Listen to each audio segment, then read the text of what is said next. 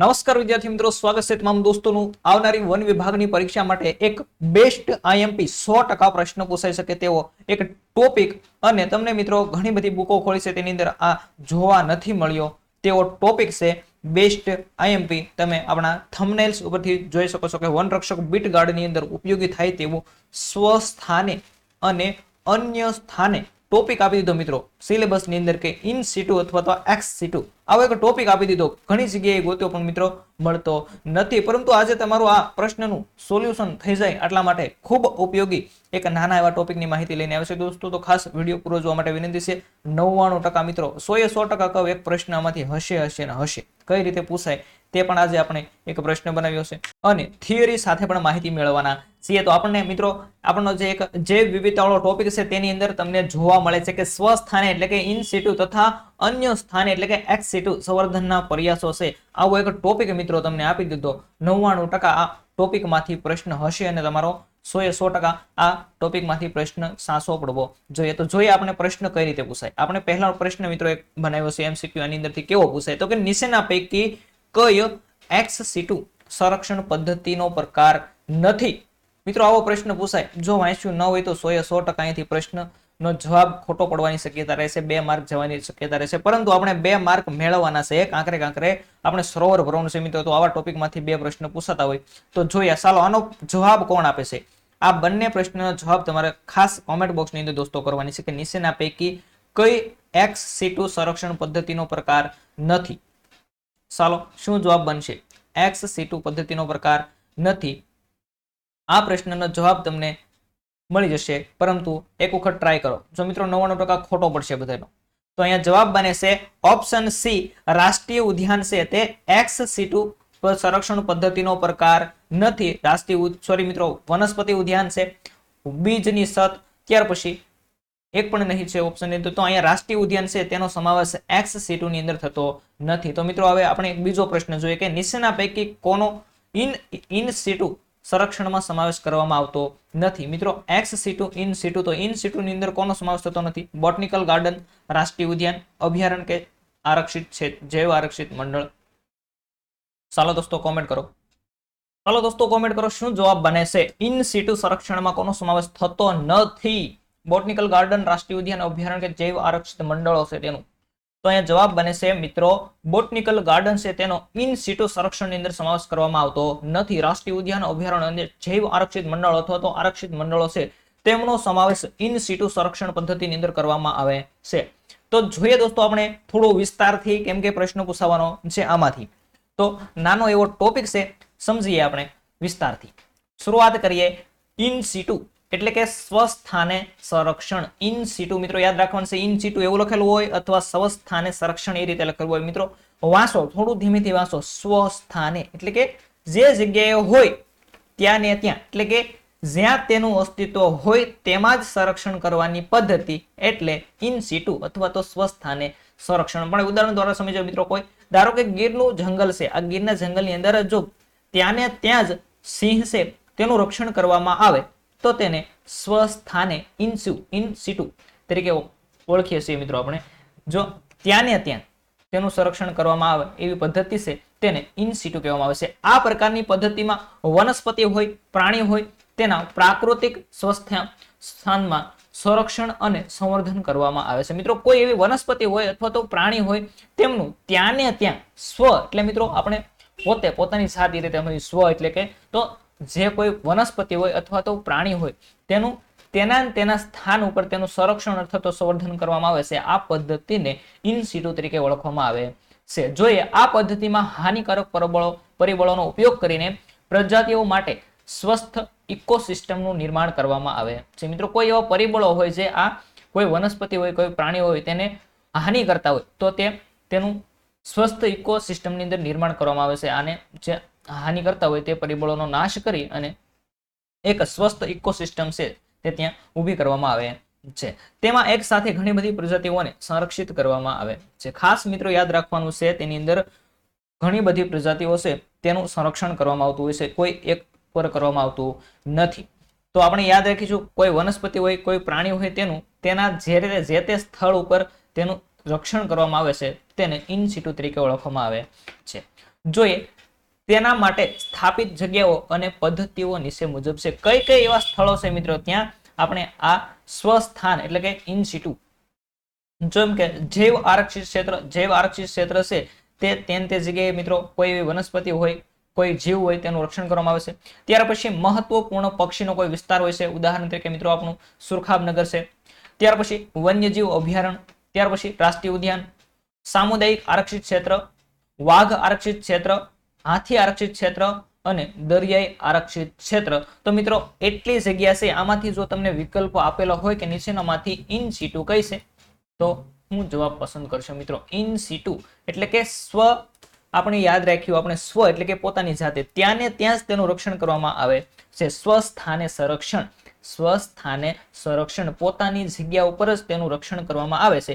જૈવ આરક્ષિત ક્ષેત્ર, વન્યજીવ અભયારણ્ય મિત્રો ખાસ યાદ રાખવું છે. આમાંથી રાષ્ટ્રીય ઉદ્યાન અને વન્યજીવ અભયારણ્ય અને રાષ્ટ્રીય ઉદ્યાન તમને ઓપ્શનમાં આપે એટલે સ્વસ્થાન યાદ રાખવાનું છે. તો આ હતું આપણું સ્વસ્થાન. આટલો એવો ટોપિક હતો. જો સમજાણો હોય તો મિત્રો એક લાઈક કરી દો. નાનો એવો ટોપિક હતો પરંતુ ક્યારનો કન્ફ્યુઝ કરતો હતો, ક્યાંય મળતો નહોતો. ઘણી બધી મહેનત બાદ આટલો ટોપિક અને આટલી માહિતી મળી છે. તો યાદ રાખવાના છે મિત્રો, આટલામાંથી તમને વિકલ્પ લખેલો હશે. આપણે પહેલા નંબરના પ્રશ્નની અંદર વાત કરી તે રીતે કે નીચેનામાંથી કયું નથી ઇન સિટુ. હવે જોઈએ આપણે એક્સ સિટુની વાત કરીએ. એક્સ સિટુ એટલે કે બાહ્ય સ્થાને સંરક્ષણ. ઓલું મિત્રો કઈ જગ્યાએ પોતાના જગ્યા ઉપર સંરક્ષણ કરવામાં આવતું, હવે બાહ્ય સ્થાને એટલે કે કોઈ એવી, ધારો કે ઉદાહરણ તરીકે ફરી વખત મિત્રો ગીરને સમજીએ. ગીરના જંગલની અંદર જે સિંહ રહે છે તેને જો ત્યાં ને ત્યાં રક્ષણ કરવામાં આવે છે તો ઇન સિટુ. અને હવે જો મિત્રો સિંહ બહુ વધારે પ્રમાણમાં બીમાર પડ્યો છે અને સિંહને ત્યાંથી બહાર લઈ જવામાં આવશે, ઉદાહરણ તરીકે મિત્રો કાંકરિયાની અંદર આપણે જ્યાં તેનું રક્ષણ થાય, અથવા તો જુનાગઢની અંદર જે સક્કરબાગ છે ત્યાં તેને લઈ જવામાં આવે તો તેને બાહ્ય સ્થાને સંરક્ષણ કર્યું એમ કહેવામાં આવે છે. તો અહીંયા બાહ્ય સ્થાને સંરક્ષણ છે તેની અંદર થોડા ઇમ્પોર્ટન્ટ મુદ્દાઓ છે તેની આપણે વાત કરીએ.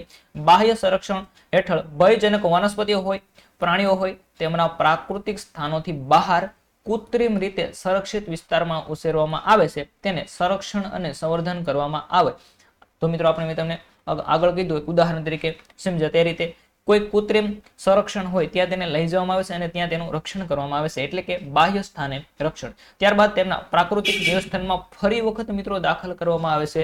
ગીર જો સાજો થઈ જાય સક્કરબાગની અંદર અને ફરી વખત તેને શું કરવામાં આવે છે તો કે તેને ઇન સિટુ એટલે કે પોતાના સ્થાન ઉપર ફરી વખત મૂકવામાં આવે છે. આ પ્રકારની પદ્ધતિમાં જે તે પ્રાણી વનસ્પતિને તેની જૈવ વિવિધતાના પ્રાકૃતિક સ્થાનથી બહાર અલગથી તેનું રક્ષણ આપવામાં આવે છે.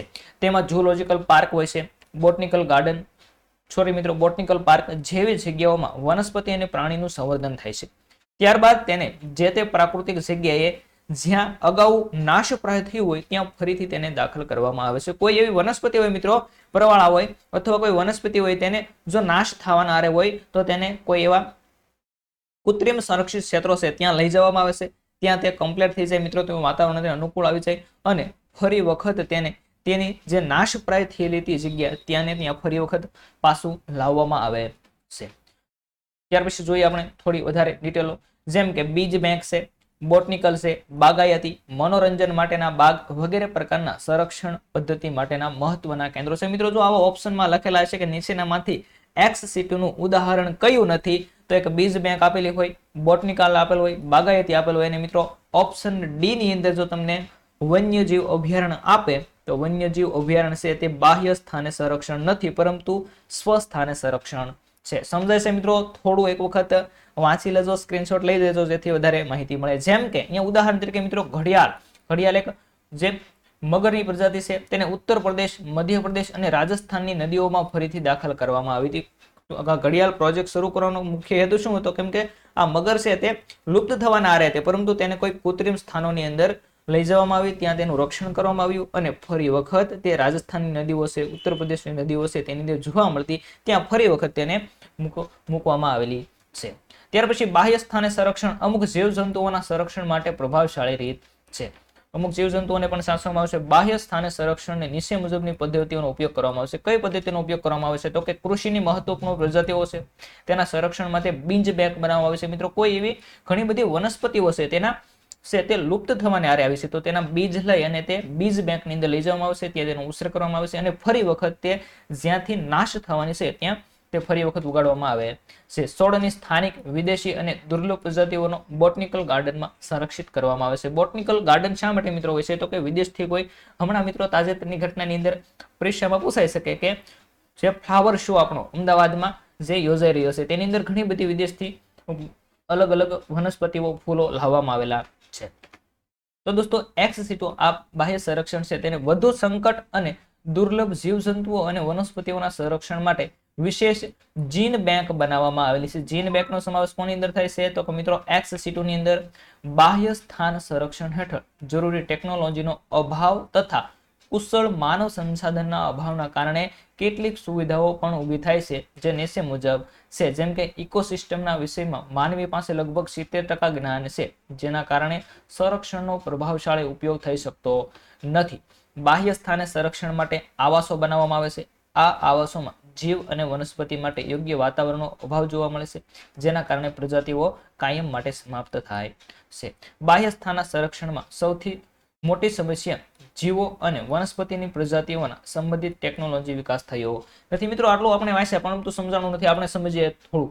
કેમ કે કોઈ એવા કૃત્રિમ સ્થાનો છે ત્યાં કોઈ કુશળ માનવ સંસાધન હોય છે, તેને પૂરતો અભ્યાસ હોતો નથી કે આ આપણે વનસ્પતિ મિત્રો લુપ્ત થવાના આરે છે તેને કૃત્રિમ જગ્યાએ લાવ્યા, પરંતુ તેને કેવું વાતાવરણ અનુકૂળ આવે છે, શું તેને ઉપયોગી જોવે છે, કેવો મિત્રો પાણી બહુ છે, તેને આવા તમામ કારણો જે 70% જ્ઞાન છે પરંતુ 30% જ્ઞાન નથી હોતું, આના કારણે આ કૃત્રિમ સ્થાનોની અંદરથી પણ લુપ્ત થઈ રહી છે કોઈ વનસ્પતિ, કોઈ જે પ્રાણીની જાત છે તે.